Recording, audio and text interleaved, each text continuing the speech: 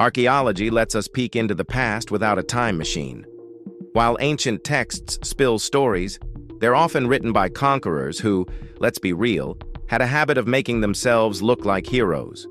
But ancient relics, buried deep in the ground by time or by people, tell a much raw, unfiltered version of history. They don't sugarcoat the past, they expose it. And sometimes, what they reveal isn't just fascinating, it's straight up terrifying. From eerie remains to discoveries that will keep you up at night, here are 15 of the creepiest and most terrifying finds ever unearthed. Brace yourself, because these are way scarier than Neil Diamond. Let's start off this list with Number 15. The Vampires of Sozopol. In 2012, archaeologists digging near a monastery in Sozopol, Bulgaria, uncovered something straight out of a horror story. 2 skeletons with iron stakes driven through their chests. They weren't ordinary burials. These men had been subjected to an old Balkan vampire ritual meant to keep the dead from rising again. A year later, another skeleton turned up at Prehistoric, this time with a plowshare stabbed through its heart. Over the decades, archaeologists have uncovered nearly 100 of these so-called vampire burials across Bulgaria, some dating back to the 1st century AD. What did these people do to earn such treatment? No one knows for sure.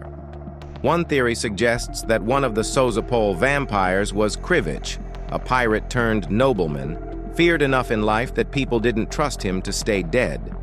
Whatever the case, these graves show that medieval Bulgaria had very strong opinions on how to handle the undead. Number 14. The Headless Gladiators of York. In the early 2000s, archaeologists in York, England made a gruesome discovery: a mass grave filled with over 80 decapitated skeletons. Some had been executed, others beheaded post-mortem, and their skulls were placed in different ways, on their chests, between their legs, or discarded nearby. The remains date back 1,800 years to Roman Britain, when York, then called Eboracum, was a major Roman stronghold. At first, archaeologists assumed these men were criminals or human sacrifices, but a closer look at their skeletons changed everything.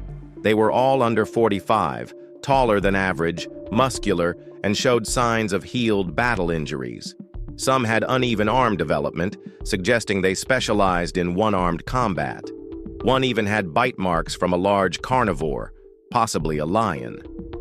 The leading theory? These were gladiators, brought from across the empire to fight in brutal spectacles. If true, this graveyard may be one of the largest gladiator burial sites ever found. Does it feel scary? Number 13. What happens at Littlemore Priory? For centuries, dark rumors surrounded Littlemore Priory, a medieval nunnery in Oxfordshire, England. Stories of corruption, abuse, and scandal were whispered, but it wasn't until 2015 that archaeologists unearthed evidence of just how bad things really were. Back in the early 1500s, Prioress Catherine Wells ran the priory with a mix of violence and scandal. She allegedly had a child with a priest and sold off the priory's valuables, candlesticks, pots, and jewelry, to raise the baby. Any nun who spoke against her was either beaten or locked in the stocks for weeks. The corruption became so bad that church officials investigated in 1517. Wells was stripped of power, but the remaining nuns continued the debauchery until the priory was shut down in 1525. In 2015, archaeologists found over 90 burials, including one skeleton buried face down with an infant between her legs, a punishment often reserved for wicked women.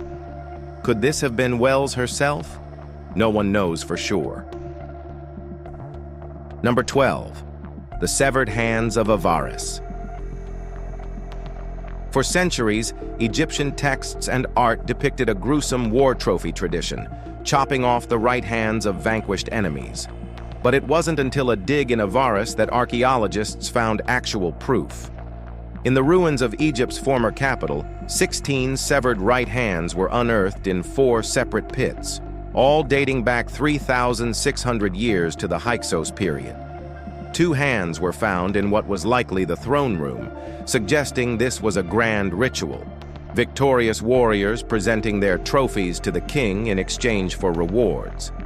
The Hyksos, a foreign dynasty that ruled Lower Egypt, brought war innovations like chariots and composite bows. But did they also introduce this bloody tradition? Some scholars argue that the practice existed long before their arrival. Either way, this discovery proves that Egypt's warfare wasn't just about conquest. It was about ritual humiliation, power, and keeping fear alive. Our past is creepily mind-baffling. Number 11. The skeletons in Benjamin Franklin's basement. In 1998, renovations at Benjamin Franklin's former London home led to a macabre find: over 1,200 human bones buried in the basement. Tests dated them back 200 years, meaning they were placed there while Franklin was living in the house. Was one of America's founding fathers secretly a serial killer? Not quite. The real culprit was William Hewson, a surgeon and pioneer in hematology who had been Franklin's friend and housemate. Back then, medical schools were desperate for cadavers to study human anatomy, but legal bodies were hard to come by. So, Hewson and his colleagues resorted to grave robbing. Many of the bones had surgical saw marks, trepanation holes, and dissection cuts, clear signs they were used for anatomical experiments. Once Hewson was done, he buried them in the basement to avoid detection. While Franklin himself probably wasn't involved, he must have known what was happening just beneath his feet. Number 10. The knife-armed Longobard. In 1985, archaeologists in Italy unearthed a Longobard necropolis dating back to the 6th–8th century AD.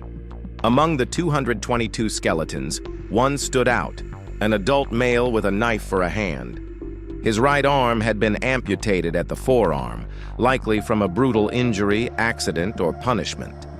But instead of letting the man live as a cripple, someone strapped an iron blade to his stump. His bones showed he survived for years after, meaning he actually adapted to life with his deadly prosthetic. Further analysis revealed severe wear on his teeth, especially on the right side. Experts believe he used his mouth to tighten the straps that held the knife in place. His shoulder also showed abnormal stress patterns, suggesting he spent years maneuvering his prosthetic weapon. A one-handed warrior or a man just trying to survive?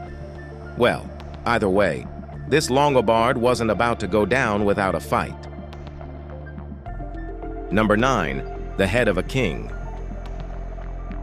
In 2008, retired French tax collector Jacques Bélanger was rummaging through his attic when he found something horrifying: a mummified human head in an old box. Even stranger? It might have belonged to Henry IV of France. Known as the Good King Henry, he ruled in the late 1500s and was assassinated in 1610. But that wasn't the end of his troubles. During the French Revolution, his body was dug up and tossed into a mass grave. His head, however, mysteriously disappeared. Fast forward centuries and Bélanger's attic find sparked intense forensic investigations. Anthropologists compared facial features, assassination wounds, and a healed stab mark from an earlier attack. Everything matched Henry IV's known traits. But DNA tests later cast doubt, claiming the head didn't belong to the Bourbon lineage. The debate still rages on. Number 8. The Reach of the Black Death. When archaeologists stumbled upon a mass grave near Thornton Abbey in England, they knew they had found something grim. Inside lay at least 48 skeletons, men, women, and children, all stacked together with no signs of proper burial rites. The cause of death? The Black Death. Dating back to the mid-14th century, this site is one of the few plague graves found outside of a major city. Most mass burials from this time were discovered in places like London, where the disease wiped out nearly half the population. But this rural graveyard proves that even the countryside wasn't safe. DNA tests confirmed the presence of Yersinia pestis, the bacterium behind the plague. The people of this village likely died too fast for proper burials, forcing their survivors to dig a communal grave before succumbing to themselves. A stark reminder that not even the most isolated communities could escape history's deadliest pandemic. Number 7. The first recorded boomerang victim. Boomerangs might seem like harmless toys today, but for thousands of years, they were deadly weapons. In 2014, a 500-year-old Aboriginal skeleton was discovered on the banks of the Darling River in Australia's Turale National Park. The man who found him, William Bates, an Aboriginal elder, named him Kakutja, meaning older brother, in the Bakanchi language. Kakutja's skull had a deep gash running from above his right eye down to his jaw. At first, researchers thought it was the work of an iron weapon from colonial frontier violence, but further analysis proved otherwise. Kakutja had died long before European settlers arrived, between 1260 and 1280 AD. The real culprit? A battle boomerang, an Aboriginal weapon designed to slice through flesh and bone. His skeleton also showed multiple injuries from a lil, a wooden war club resembling an axe. He was found curled on his side, mouth open in a death grimace, suggesting a brutal and sudden end. Number 6. The first victims of war. For years, scholars believed organized warfare only started after humans settled into farming communities. But in 2012, archaeologists at Lake Turkana, Kenya, unearthed 27 skeletons, men, women, and children, dating back 9,500 to 10,500 years. These weren't just victims of a family feud. They were killed in an organized attack. The remains bore blunt force trauma, shattered skulls, and projectile wounds. One woman had both knees broken, her wrists positioned as if tied together. Their bodies weren't buried, just left where they fell. This shattered the idea that early hunter-gatherers were peaceful. It suggested that even small nomadic tribes waged war, likely over resources, land, or rivalries. Lake Turkana, a rich source of water and food, would have been worth fighting for. Anthropologist Robert Foley summed it up. Violence is part of human nature, but so are altruism, cooperation, and care. This finding proved that even in prehistory, survival sometimes meant bloodshed. What do you think about it? Number 5. A man rose from the grave. In May 2015, a violent storm tore through northwest Ireland, uprooting a 200-year-old beech tree and revealing a skeleton tangled in its roots. A 1,000-year-old Gaelic warrior had been quite literally ripped from his grave. The young man, 17 to 20 years old, had been buried sometime between 1030 and 1200 AD. He was tall for his time, about 5 feet 8 inches, suggesting he had a good diet and may have come from a wealthy family. But his final moments were brutal. His skeleton bore knife wounds on the ribs and hands, indicating he may have died in battle or a violent dispute. His Christian burial position, east to west, suggests he wasn't an outlaw or executed criminal. Experts believe he was of pure Irish descent, buried before the Anglo-Norman invasion of 1169. Though his body was torn apart by nature, this medieval warrior's story had finally resurfaced. Number 4. The fate of the Lindow Man. Peat bogs are natural time capsules, capable of preserving human remains for thousands of years.